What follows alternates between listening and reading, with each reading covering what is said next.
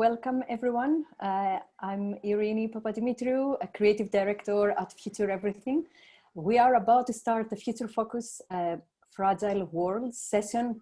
We started at FutureEverything Future Focus in May during the pandemic lockdown, and the idea of the program was to create a space to bring people together, people that we've been working with, but also new faces, to start thinking about the role of art and sharing artistic practices, but also thinking about our world in times of crisis, and not just crisis in terms of the pandemic, but also in terms of ongoing challenges that we've been facing in terms of environmental issues, but also injustice, what has been happening around policing and racial injustice that we've seen the last few months. I'm really excited about having Susie and Victoria and Ayo back, because this session is following from the Art Hack Practice series, which was the launching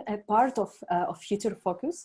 And just to mention what is happening today, this is the second part of a two-part event that is taking place as part of this year's online or actually hybrid festival, the Ars Electronica Festival, and alongside a group of other UK organizations, including the UCA and Serpentine galleries, Flux, etc.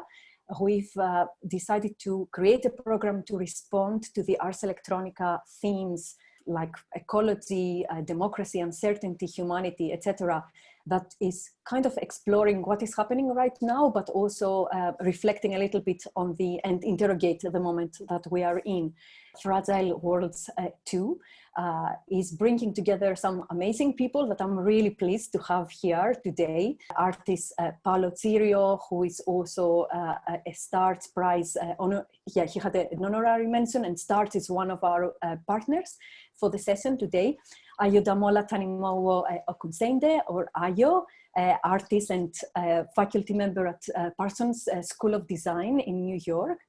And of course, Susie O'Hara and Victoria Bradbury, who are brilliant curators. Victoria is an artist as well, and academics, and the co-editors of Art Hack Practice, Critical Intersections of Art Innovation and the Maker Movement.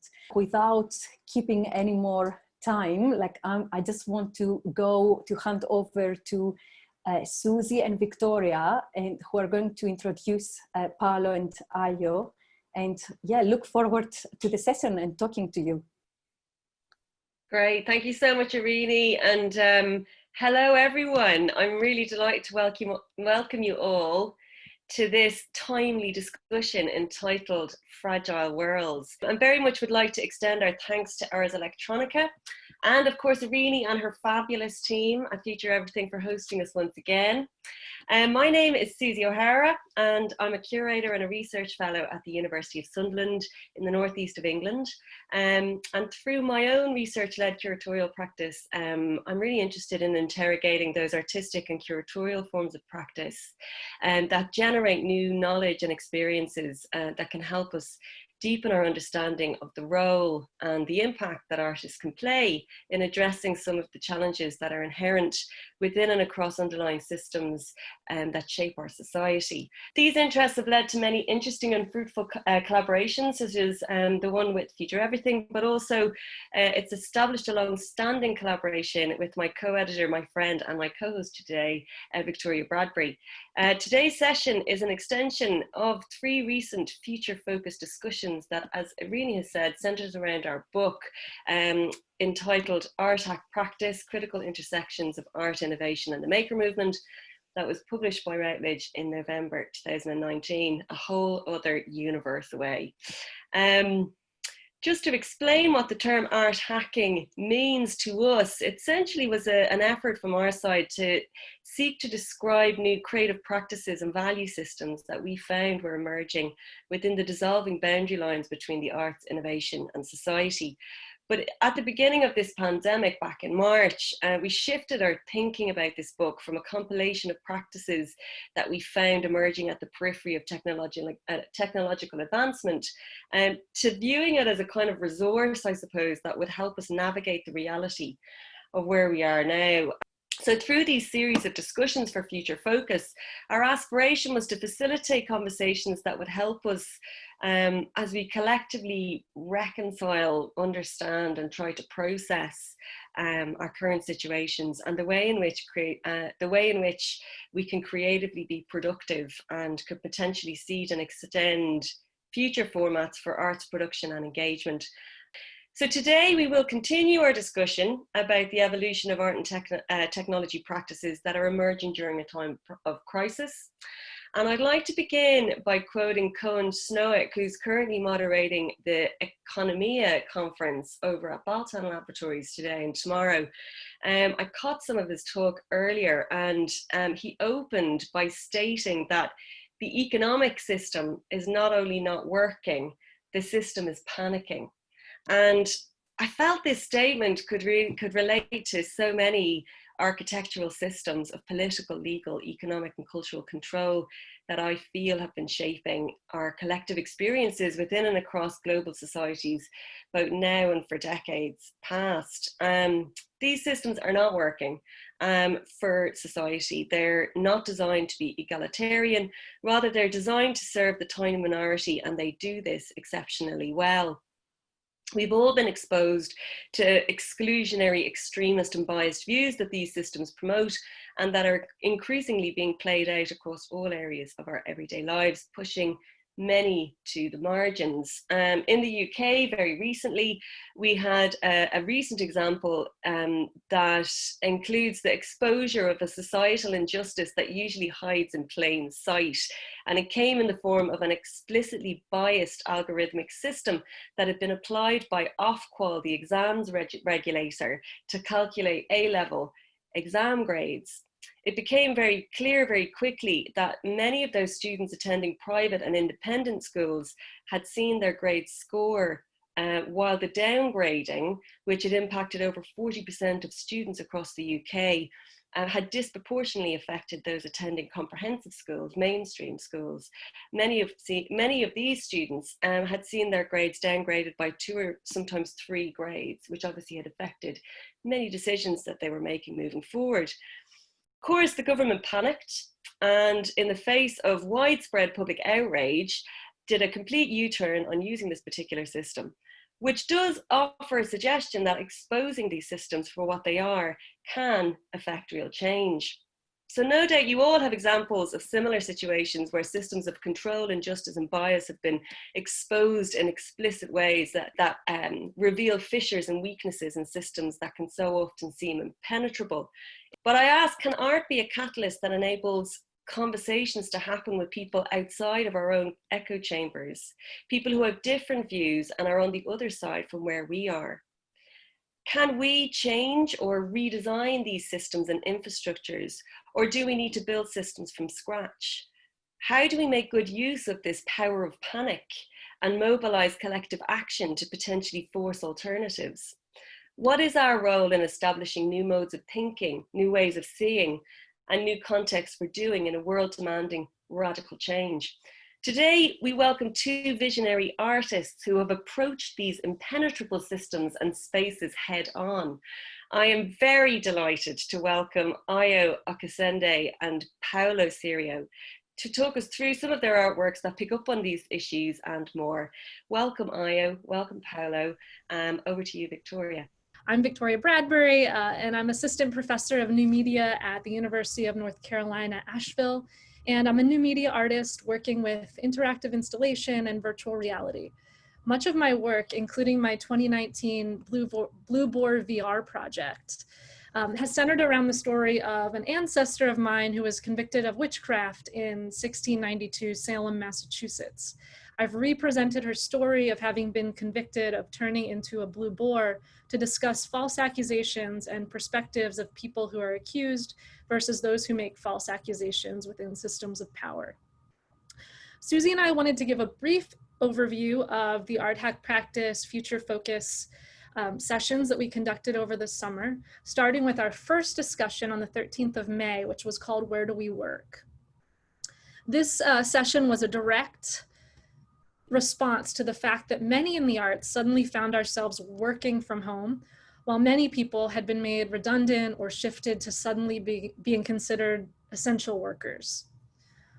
What emerged from our discussions was a hint of what has been highlighted in these times, such as how we as artists and curators can continue to foster connections between people who have yet to connect. How can we encourage useful interruption in a highly mediated domain? And how can we continue to catalyze the generosity of spirit that flows within communities in the online space? We began to consider how the pandemic has highlighted the significant gap between the digital haves and have-nots, and how the privilege of technological connectivity enables us to rethink artworks by pushing new or existing projects in alternative ways to engage more diverse audiences. Well, our second session was on the 3rd of June, and it was called At Home in the Network.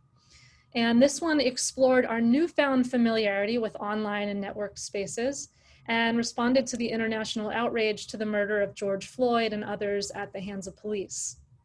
We recognize that the issues and circumstances we are facing at this moment are truly global, while at the same time highly local and personal. We considered the application of democratic technological tools, such as the wiki, as a platform for art within the context of social change. And we talked about how we could utilize absurdity as a catalyst for creativity and as a source for passion, and how through critical art making, we can start to find a language to help articulate those horrors that have no words. Our third session on the 24th of June was called Then and Then, and we were thinking through where we as practitioners go from here. So the first then was for the pre-pandemic past, and the second then was for a future that is yet unknown. In Art Hack Practice, we showcase a practical view of people who are working in between and amongst art, technology, community, commerce, including leveraging maker venues and sites for commercial and creative production. Many of these spaces and practices are collaborative. Many rely on connecting professionals with communities, and many result in interactive objects, experiences, or showcases that require large audiences, in-person audiences. One thing we know about the field known by many names, including new media art or art and technology, is that it is full of practitioners who are quick on their feet and accustomed to pivoting and adapting to new modes of working.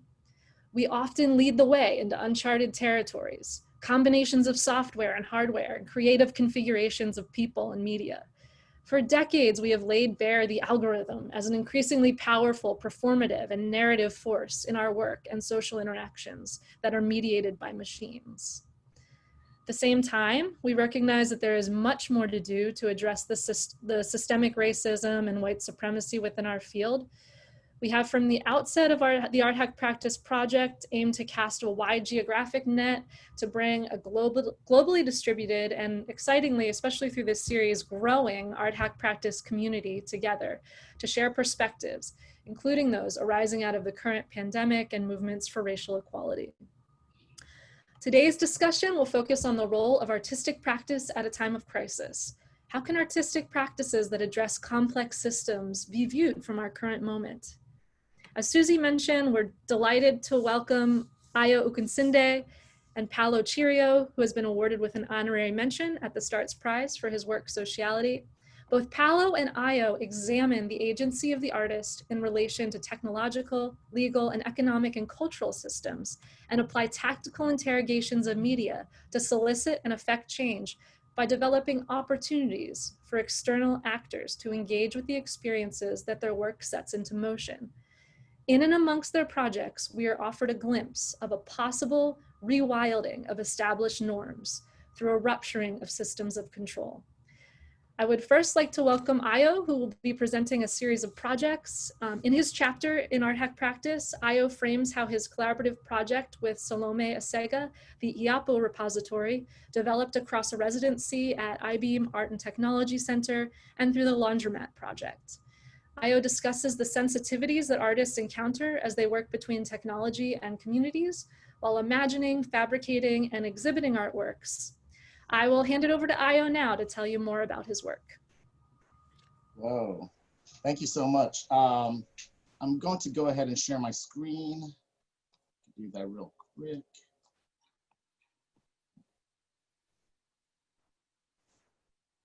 All right, perfect. Thank you all. It's great to be here to present him. I want to start by looking at work that Shannon Madden has been working on in her essay, All Eyes on the Border. She talks about the border as this sort of discursive subject.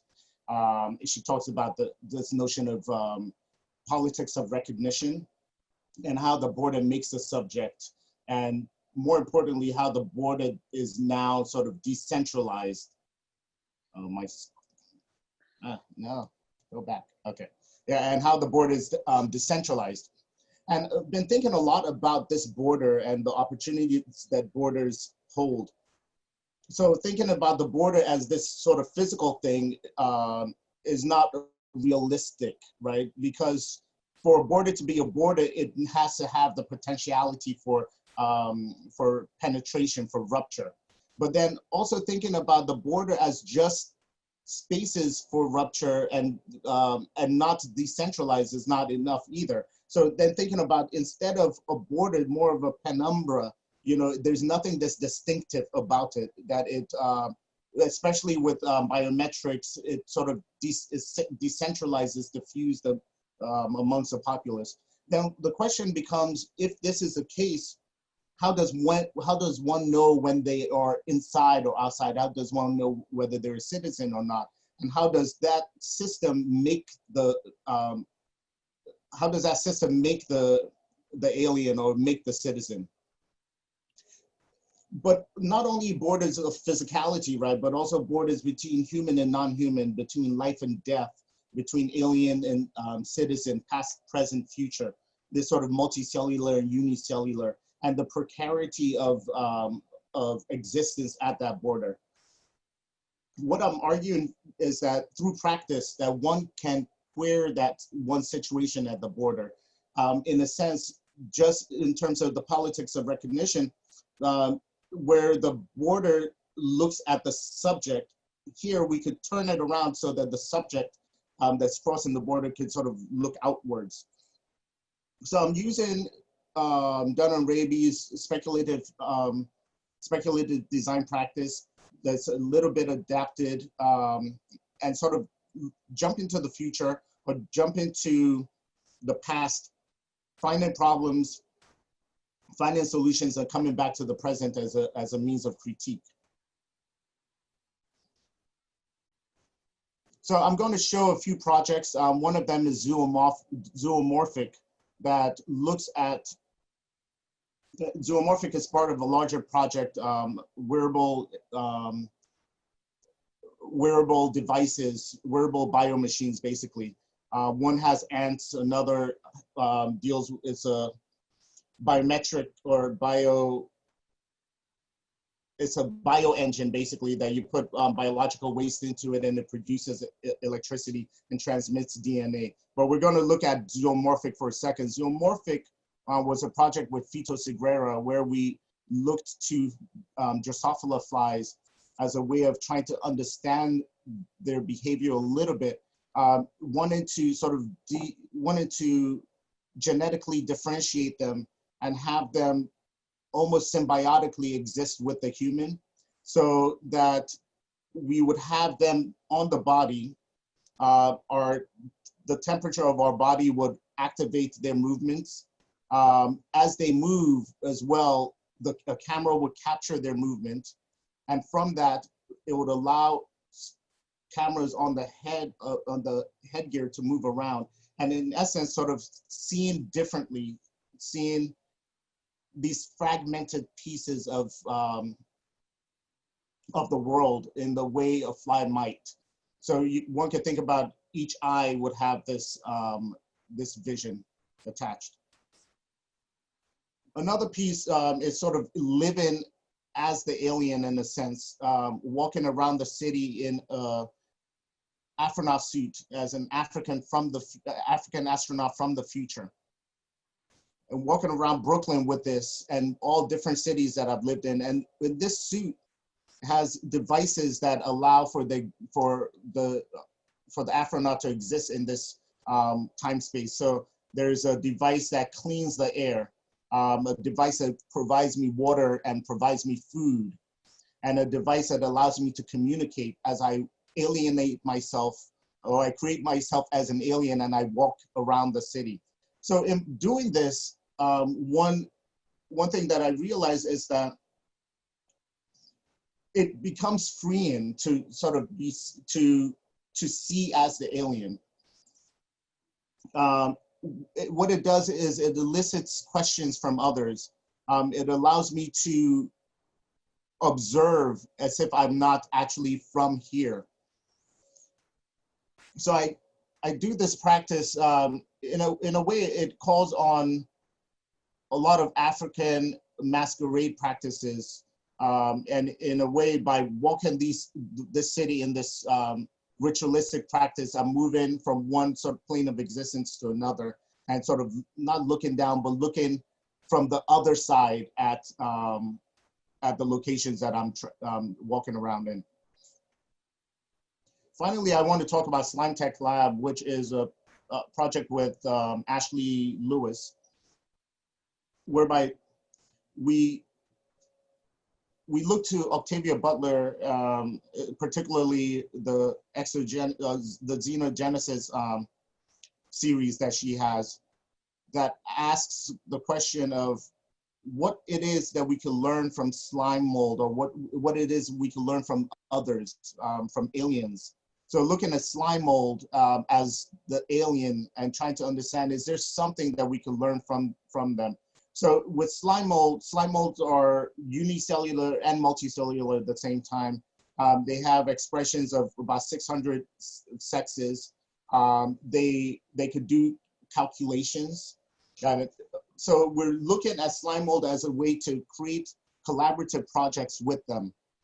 So creating these devices that allow slime mold to grow within them. And as the slime mold grows, it makes these connections, and these connections in collaboration with stories that we generate becomes this collaborative project between a non-human species and a human species. So they trigger the stories, and over time, collectively, we create a narrative together. So we've shown these, we've had talks on the Slime Tech Lab at different locations, and had different workshops with them as well over at Jan Space and a Culture Hub. Well, I think for me, what's really important, or what's really significant about all these projects, is that they offer an opportunity not only to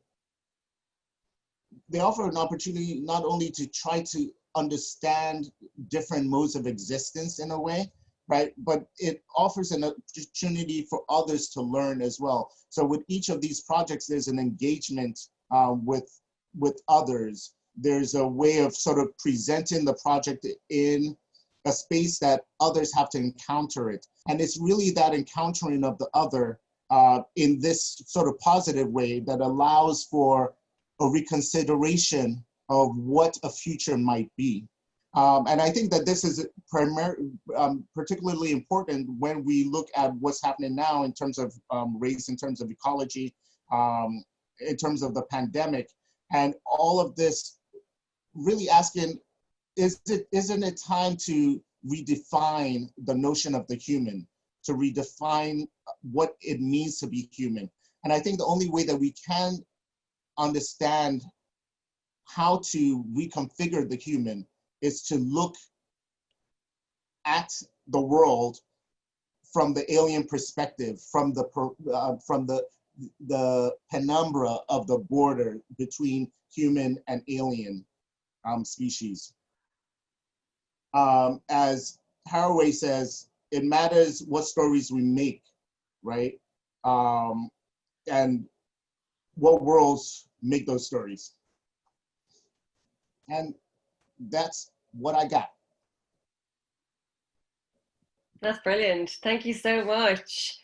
Gosh, there's just a lot that I'm really interested in bringing up in the conversation later on. I think that's really fantastic. And I would urge people, again, to take up Irini's offer of dropping questions into the chat that we can weave into our discussion post-presentation. So please do take that on. I'm really delighted to welcome Paolo Serio to the discussion. Congratulations from myself as well for your honorary mention of the Stars Prize, Paolo. Really well done. And for those of you who don't know, Paolo engages with legal, economic and cultural systems of information society. His work investigates social fields impacted by the internet, such as privacy, democracy, intellectual property and finance. You're very, very welcome joining the discussion. I'll leave it to you. Thank you so much for letting me present my work with all of you. I will share something which is just really my website, but it has everything, and at least I can introduce some of my work, and I would probably start from this one since we have mentioned it, which was selected for the Stars Prize. It is a project from 2018. It's called Sociality, and in this case, I collected over 20,000 patents concerning internet technology. So basically inventions that have been created, I mean more than created, patented between 2098 to 2018. So 20 years of technology concerning internet.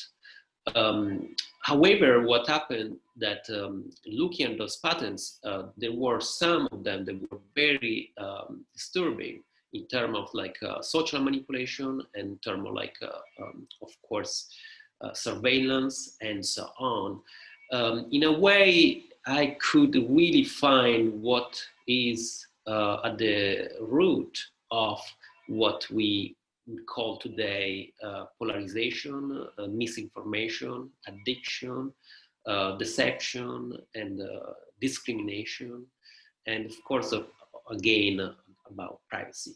Considering that our life shifted definitely more online in the past few months, these technology, these algorithms, interfaces, and devices have even a bigger role in our life, and especially in what we, how we relate to that in our personal life and also in our society.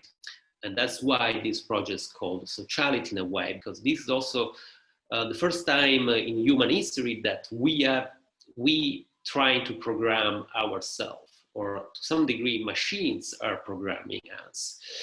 And sociality is changing, human sociality is changing based on that, and it's also much easier to manipulate sociality. In fact, there are already patents of technologies that are able, or they aim to read our mind and eventually try to manipulate what we think, which is not that far in the future. So what I propose with this project, beside letting everyone know about this kind of technology, is also trying to ban the technology that are too dangerous. And so there is a participatory element where people can browse through this huge database, if you want, which I already organized myself, and I already rated thousands of those patents myself. But I also let everyone to look at those and eventually find some patents that I couldn't see, or like anyway flag whatever they consider too dangerous for humanity. And there are quite a bit. And that also like point to the fact that this is culturally, we need to understand that information technology is something that is dangerous as much as chemicals or biotechnology or nuclear power and so on, which is something new, I would say, for also technologies like us. And has to do with also the notion of ethics and technology, which is also something new. I don't think this is very common now as a topic and theme, but actually just a few years ago it was ethics, and still what means ethics is still like a little bit confusing for many. And that's really the point. What happened is that for 20 years, any coder, any engineer could patent any kind of algorithm without having any, anyone looking at those and say, well, maybe that is not cool to do something like that. So you could literally patent an algorithm that was designed to kill people or to discriminate women or people of color, and those were already actually patented. So you could find already those things there. Now, since few months only, finally the US Patent Office does have a board that look at the ethical issues related to new inventions. And this is happening because also of artificial intelligence, which is even more dangerous and powerful. So what really this point out, this project is like the need of an ecology of technology, which means not all technology is actually something that should exist. And actually not all technology should be allowed. So I propose to ban many of those patterns and practices to have basically, I would say, an environment, a technological environments that protect humanity. And then, yes, and then the idea that we need more regulations in these, around these topics, and these regulations should be much more participatory. So this is pretty much the project, and as you can see, beside the online component, there's a huge database of patents. The installations have been shown in several ways, but mainly by creating this immersive environment where there are hundreds, thousands of prints eventually of all different patents. And nevertheless, I also did some action in the physical world myself by basically posting these pictures, which are the first page or the main page of the patent, the title of the patent, and the number of the patents, and then saying go to the website and ban it, propose to ban it. And I placed those posters in the main US colleges that basically form students to create that technology, but also to regulate that technology. So MIT, of course, Harvard, Stanford, and so on. So I've been quite active in this campaign. And nevertheless, I find these pictures also pretty interesting and funny and beautiful, if you want. Some of them were even like handmade by engineer, or some of them have like just clip art, but the way they have been produced, they're pretty interesting. And so this idea of the ecology and the ecology of technology brings also to the issue of the ecology of information, because I think one thing is the actual, let's say, hardware, the infrastructures that make this information flow. But then there is also the information itself, which could be in form of data or in how it flows between interfaces.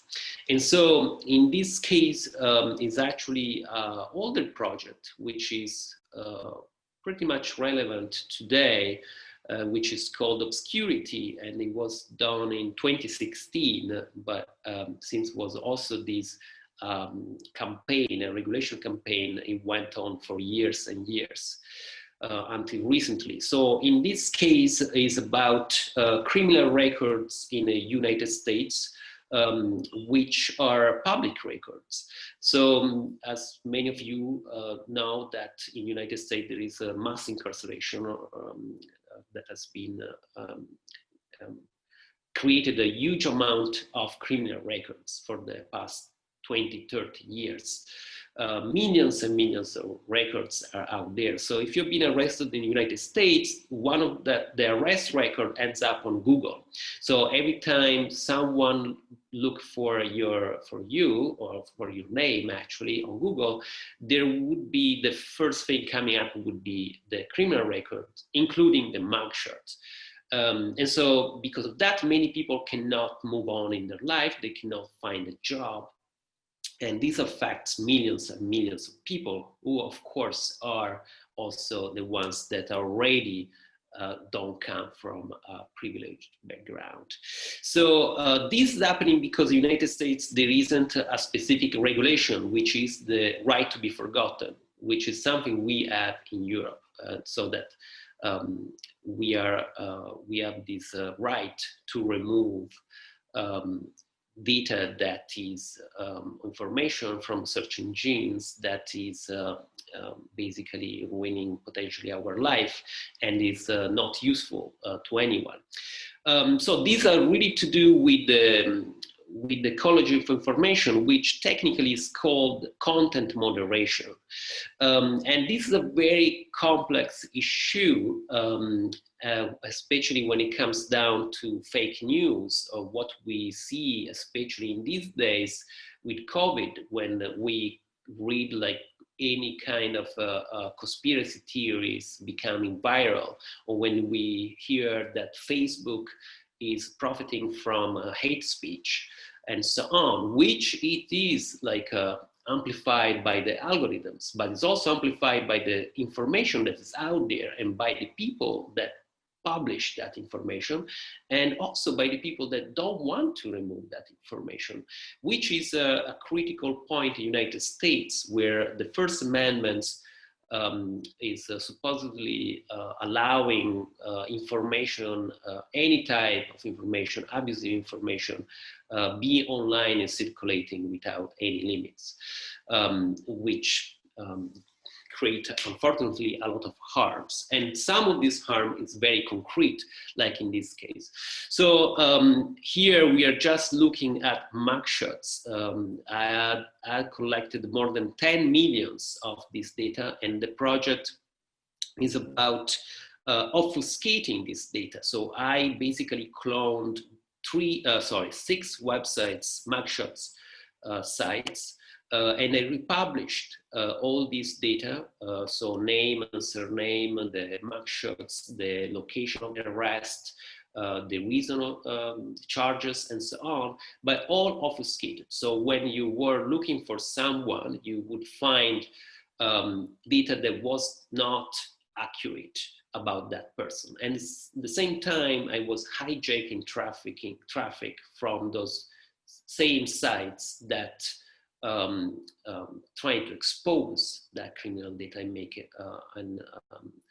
revenue, but which is actually, after all, is just really Google that profits by having this sort of information out there, because they do generate traffic, and they are the ones that don't want to remove these criminal records from the internet.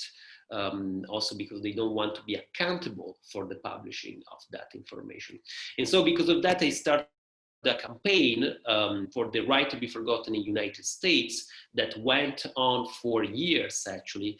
And the entire project also created a community of people, many that started to write me and tell me their story, horrible story of stories of police brutality mainly, but then I also received many stories of harassment of women online, and cyberbullying, and many people suffering because of this. And they were desperate. They couldn't remove anything. Of course, most of that information was false. They didn't commit a crime. They were not what was said, but they couldn't remove that information from Google, which Google was publishing it as the first thing, because you know, the more the information is controversial, the more the algorithm and Google would profit. So this is pretty dramatic. And so with the campaign, I tried to organize the community, and I tried to you know, help these people and create you know, doing kind of campaigning and organizing.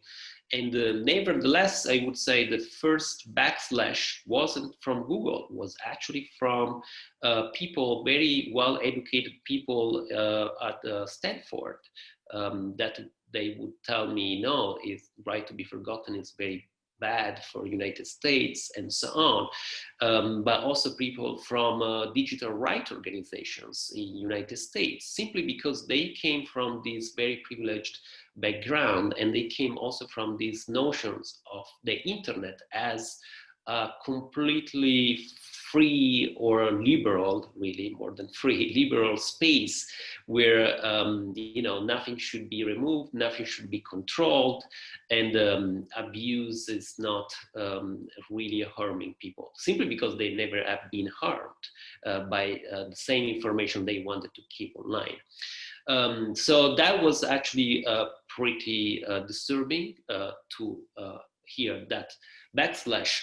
But that again was really a cultural issue, was really about how we were understanding what was the internet, you know, which was this fantastic place where we could share and we could meet, and everything was cool and nice. Which instead turned in a machine of social manipulation, surveillance, and abuse. That is most of the case. And that's also what brought me to reflect on very aesthetical issues about information and information ethics in particular. And so how the perception of information can really affect the way we understand those spaces.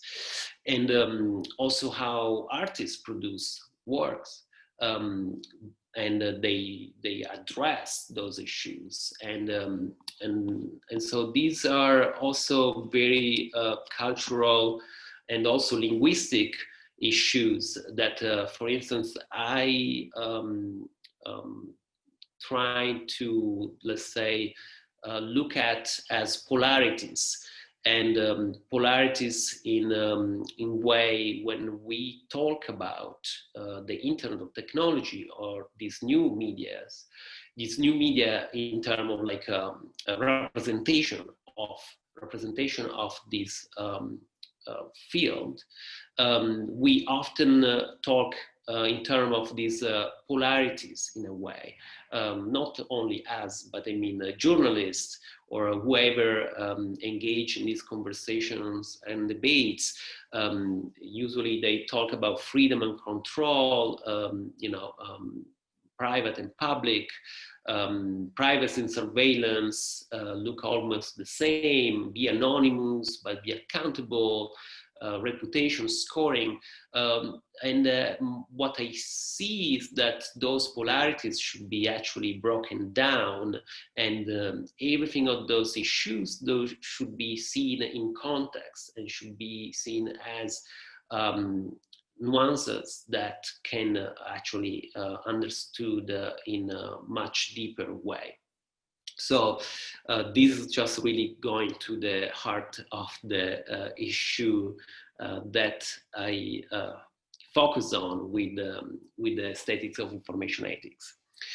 So I guess this could be the presentation so far. I don't know if you have a question or we can discuss. Thank you, Paolo. I'm going to hand it over to Irini to make a few comments and ask a question. Thank you so much both for your really inspiring work and presentations here. Just wanted to share some very quick thoughts based on what you were saying, and a lot of the stuff that, for example, like, yeah, Ayo, you were talking a lot about the alien kind of, the need of the alien as a catalyst for change. And I've been thinking a lot about identity in terms of how we construct systems in society, and what also Paolo was talking about, algorithmic systems and AI, and thinking about quantification.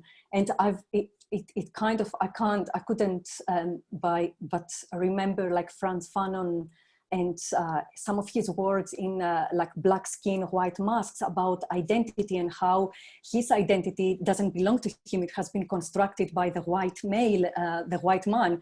And I feel that there's so much, you know, it's so interesting now to think about how, you know, this new society of controlling systems that we're building, and what Paolo was saying also about, you know, just the right to be forgotten, but thinking about, you know, this kind of like a route that we've taken towards AIification and a monoculture and quantifying everything in society, but also thinking about the adaptation of technological tools that are almost like that existed in the past in a different form. I'm thinking about criminology and the like the work of Alphonse Bertillon, or like Cesare Lombroso, for example, and how this is kind of amplified and brought back with facial recognition now, but also with these systems.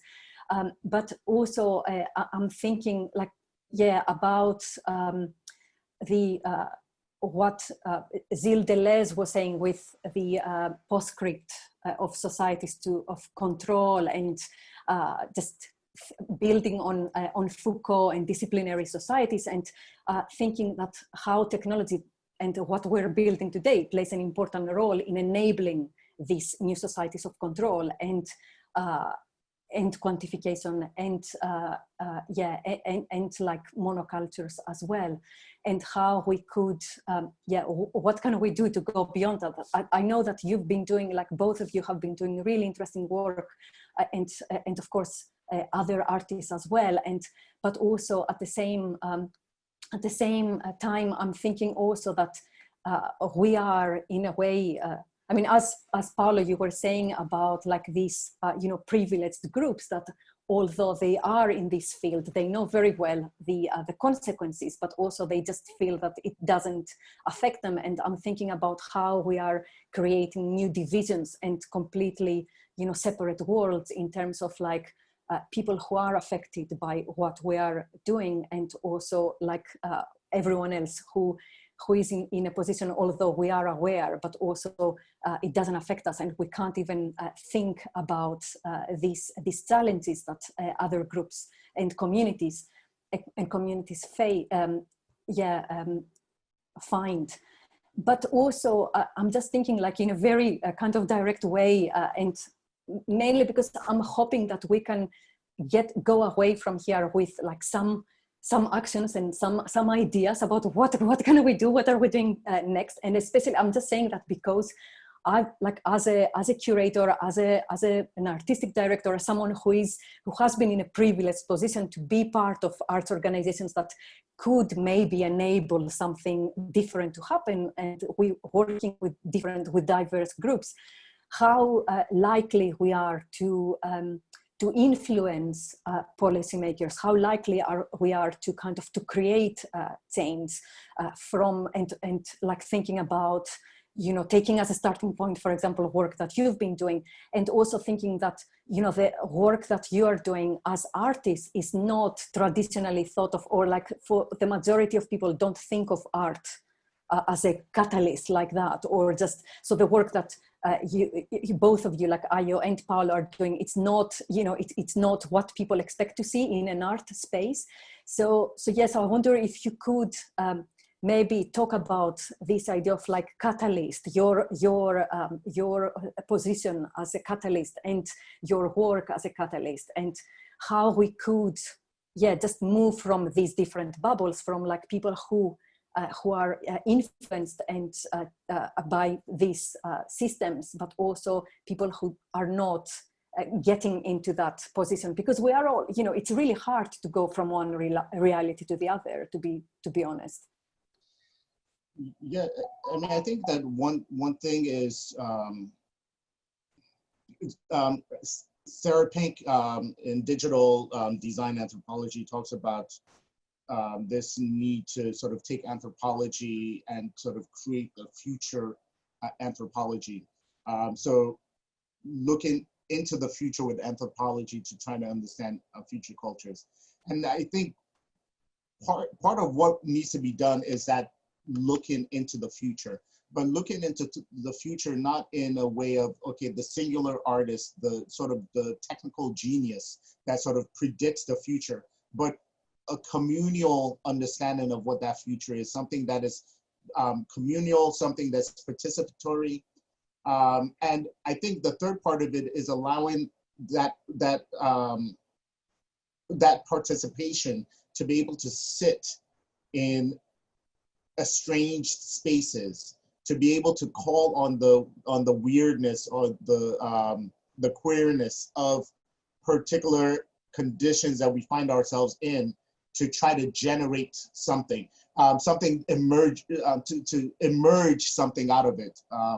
So for me, I think that that's really the only way that we can, and that itself is a big challenge. You know, if you think about education and pedagogy, and you know the way institutions or within institutions, just thinking about decolonizing design and the efforts that we're doing at Parsons right now to sort of recontextualize the syllabi, the curriculum.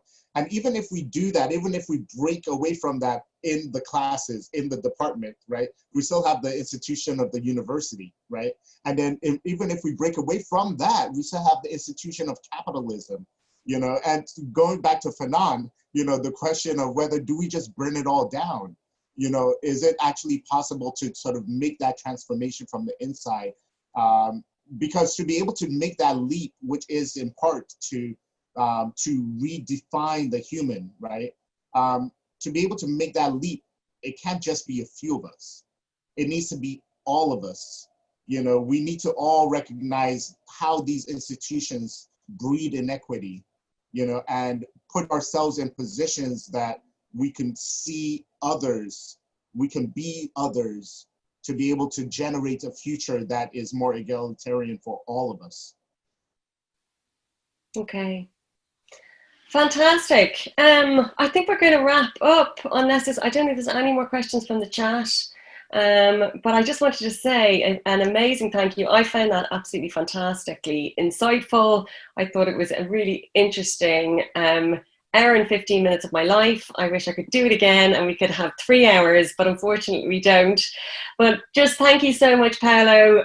Thank you so much, Ayo. Irini, as always, it's an absolute joy to work with you and your team in these things. Ars Electronica audience, thank you so much for tuning in. And Victoria, I'll hand over to you to say goodbye. But from me, thank you so much. A big thank you from me as well, and it's such a pleasure to have all of you here. And just wanted to say that anyone who wants to view again this session, it was live streamed, and Ars Electronica is going to be replaying this on Sunday at some point. I can't remember the time. I've put in the chat the link to our YouTube channel where the session can be found, and it will be on our website. And huge thanks to all of you, and and huge thanks to our audience as well for being here, and to my colleagues for making this happen. Thanks, everybody. Thank you all. Have a great afternoon. Bye-bye. Take care, guys. Bye. Bye-bye. Bye.